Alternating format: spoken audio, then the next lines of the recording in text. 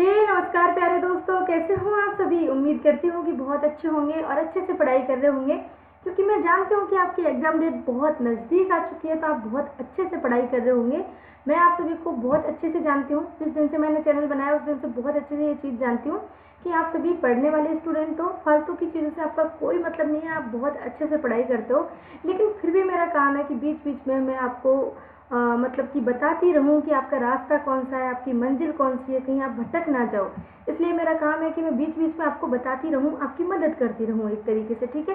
तो आज मैं आपको बता रही हूँ कि भले ही आपने मुझे धोखा दे दिया है, ठीक है, अपने माता पिता को धोखा दे दिया, सारे इंसानों को आपने धोखा दे दिया कि मैं पढ़ रही हूँ, मैं पढ़ रहा हूँ, मैं पढ़ रही हूँ, मैं पढ़ रहा हूँ, ठीक है। लेकिन असलियत तो आप जानते हो कि आपने कितना पढ़ा है और कितना नहीं पढ़ा है, ठीक है।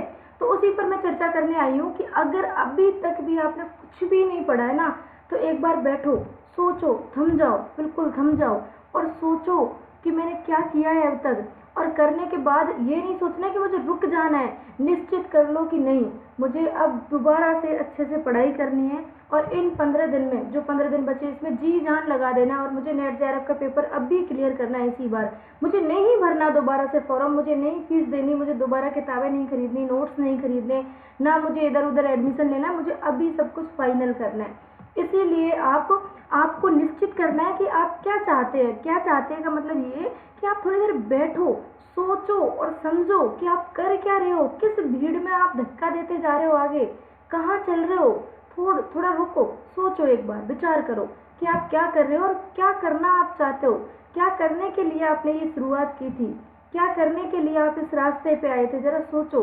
ऐसा ना हो कि आप भटक रहे हो, सभी की तरह उस रास्ते में भागे जा रहे हो, भागे जा रहे हो। थोड़ा सोचो, समझो और फिर काम करो, ठीक है। तो पहला पॉइंट मेरा यही है कि आपको निश्चित करना है कि आप क्या चाहते हो, जो कि आपने बहुत पहले निश्चित किया था जब आपने ये फॉर्म भरा था, या उससे पहले जब आपने विचार किया था तब। तो 1 मिनट के लिए बैठो, शांत रहो और सोचो कि मैं जो चाहती हूँ उसमें मैंने कितना हासिल कर लिया है, कितनी पढ़ाई मैंने कर ली है जो मुझे सफलता दिला सकती है। और अगर अभी तक भी आपने कुछ नहीं किया है ना, अगर अभी तक भी आपने कुछ नहीं किया है, तो मैं आपको यकीन दिलाती हूँ कि अब भी लग जाओ। अब भी आपके पास टाइम है, अगर आप अब भी लग गए ना तो आराम से आप अपना पेपर निकाल सकते हो।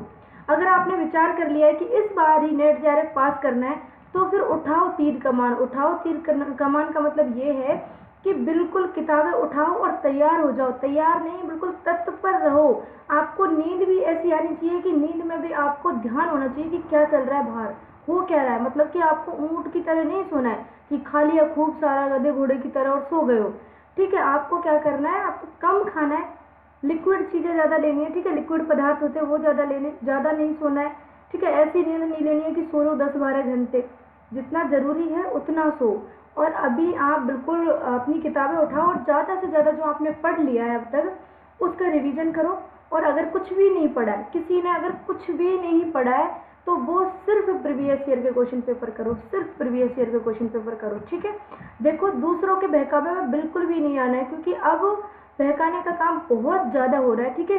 इसीलिए दूसरे के बहकावे में अगर आप आए ना, तो लोग क्या करते हैं, आपका जो मनोबल है, जो आपका आत्मविश्वास है, उसको गिराने की बखूबी कोशिश करते हैं। क्या करते हैं कि इसके मनोबल को तोड़ा जाए, इसको तोड़ मरोड़ के यहीं रोका जाए, इसको आगे ना बढ़ने दिया जाए। बहुत कम लोग होंगे, 100% में से आप ये मान लो कि मैं 50% भी नहीं कहूँगी, बहुत कम लोग होंगे जो आपका भला चाहते, जो आपको आगे बढ़ाना चाहते, जो आपका मतलब जो आपके शुभ चिंतक है। इसीलिए उन लोगों से बिल्कुल दूर रहो, उनके बहकावे में बिल्कुल मत आओ जो आपके मनोबल को तोड़े, आपके आत्मविश्वास को गिराए। आप कुछ करना चाहते हो लेकिन आपको पीछे खींचे, ऐसे लोगों से आपको बिल्कुल दूर रहना है, उनके बिल्कुल भी पास नहीं जाना, उनकी बात माननी नहीं। हालांकि सुन ली लेकिन उस पर अमल नहीं करना है। अमल आपको उसी बात पर करना है जो आपने सोच लिए, जिस बात को सोच के आपने अपने मन ही मन में बहुत सारे सपने सजा रखे, अपने माता पिता को याद करके सजा रखे, अपने आप को सोच के सजा रखे, अपने भाई बहनों को, जो भी आपने सोच रखा है उसको याद करो। क्यों लोगों के बहकावे में आ रहे हो, क्यों इधर उधर भागे जा रहे हो, भटक रहे हो।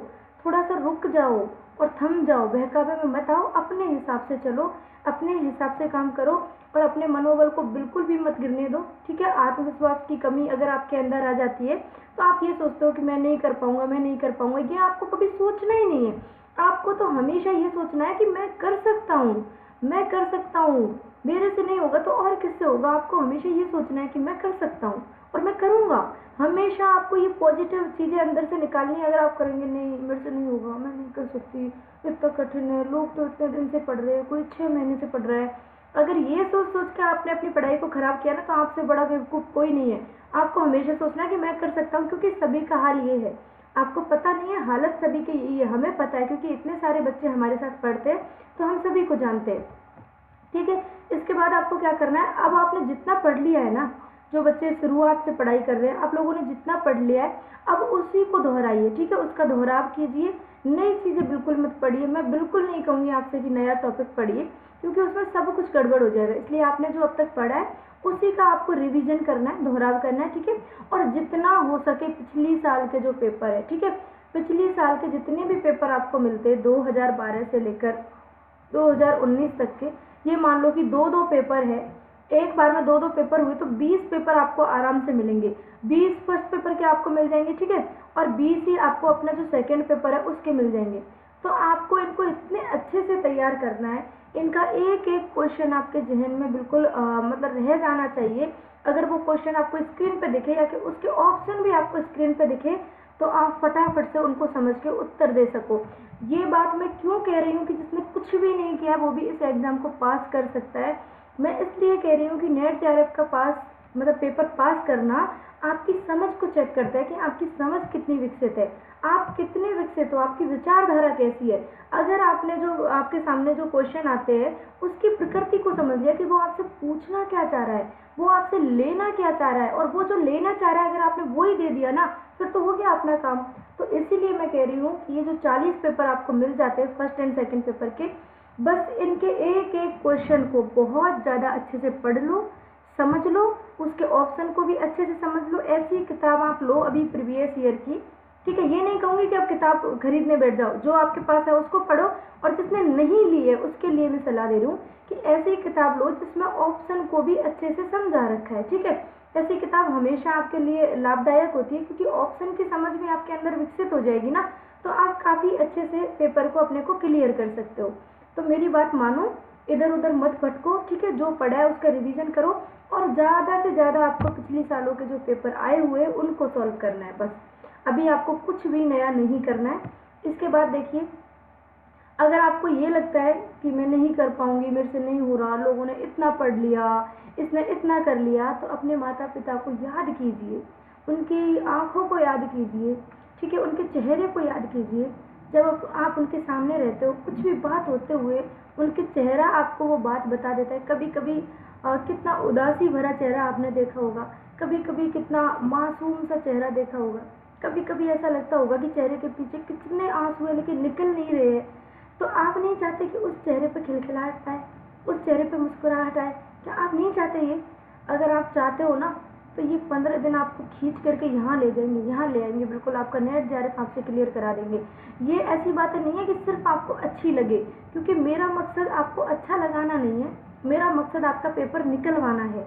आप माता पिता को याद करो, क्योंकि मैं अपने पापा को याद करती हूँ। हालांकि मेरे पापा की जॉब है, सब कुछ ठीक ठाक है, लेकिन फिर भी मुझे उनका चेहरा याद आता है। तो वो खिलखिलाहट मुझे अभी तक मतलब मुझे ऐसा लगता है कि और ज़्यादा मैं उनको कुछ दूँ ताकि उनकी खिलखिलाहट बरकरार रहे, वो मुस्कुराते रहे, वो खुश रहे, वो अच्छे रहे। तो इसीलिए अगर आप जिसको भी सोच के, ज़रूरी नहीं है कि अपने भाई को, बहन को, अपने गुरुजन को, मुझे, अगर आप मुझे भी कुछ मानते हो, अपनी दोस्त मानते हो, कुछ भी मानते हो, तो मुझे सोच के आप चाहते हो कि मैं खुश होंगी, तो आप ये बिल्कुल भी मत सोचो कि मैं नहीं कर सकती या मैं नहीं कर सकता। प्लीज़ एक बार प्रीवियस ईयर के क्वेश्चन पेपर उठाओ और उनको ज़्यादा से ज़्यादा सॉल्व करो। ठीक है, क्योंकि हम लोगों को आपसे बहुत ज़्यादा उम्मीद है, खासकर मुझे तो बहुत ज़्यादा उम्मीद है। मुझे इंतज़ार है उस दिन का जिस दिन रिजल्ट आएगा और आप सबके कमेंट भर भर के मेरे पास आएंगे कि मैडम मेरा हो गया, मेरा हो गया, मेरा हो गया। उस दिन आप मेरे चेहरे को देखना। आप कहते हो ना मैडम आप अच्छी लगती हो, लेकिन उस दिन देखना मैं कितनी अच्छी लगूंगी। क्योंकि जब इंसान असलियत में खुश होता है ना, वो अगर अंदर से उसको खुशी महसूस हो रही है तो उसके चेहरे की रौनक है ना बहुत शानदार हो जाती है, देखने लायक हो जाती है।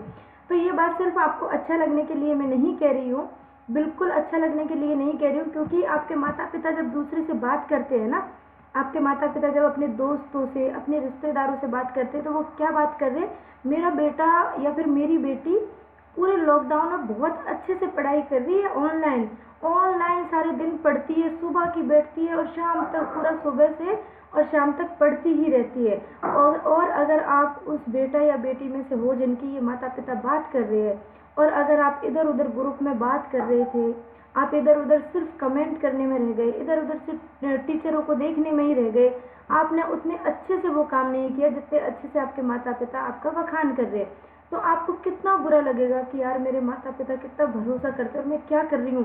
तो इसलिए कह रही हूँ, उठ जाओ उठ जाओ उठ जाओ, समझ जाओ एक बार। 15 दिन बहुत ज़्यादा है, कुछ भी नहीं किया है तो फिर से एक बात कहूँगी कि 15 दिन में पास कर सकते हो, कर सकते हो, कर सकते हो, कर सकते हो, ये मैं कह रही हूँ। इसीलिए आपको कुछ नहीं करना है, बिल्कुल भी नहीं भटकना है। अगर मेरी वीडियोज़ भी आपको डिस्टर्ब कर रही है तो मेरी भी नहीं देखनी, बिल्कुल मैं ये आपको सख्त निर्देश दे रही हूँ, क्योंकि नेटवर्क प्रॉब्लम के कारण मेरी वीडियो सही से नहीं आ पा रही। लेकिन अगर मैं आपकी मदद करना चाहूँगी तो मैं रिकॉर्डेड दे दूँगी आपको, ठीक है। पर मेरा कहने का प्रयास है कि चाहे किसी की भी वीडियोज़ हो जो आपको परेशान कर रही है, जो आपको डिस्टर्ब कर रही है, उसको मत देखो। हाँ, कोई प्रीवियस ईयर सॉल्व करवा रहा है तो उसको देख लो, क्योंकि आपको प्रीवियस ईयर ही अच्छे से समझ समझ के सॉल्व करना है, ओके। और लास्ट में आपसे कहूँगी मैं, थैंक यू वीडियो देखने के लिए और मेरी बात मानने के लिए, बहुत बड़ा वाला थैंक यू। और उस दिन आपको मैं बहुत ही ज़्यादा बड़े वाला थैंक यू कहूँगी जिस दिन आप मुझे रिजल्ट देंगे, जिस दिन आप मुझे खुशखबरी सुनाएंगे, ठीक है।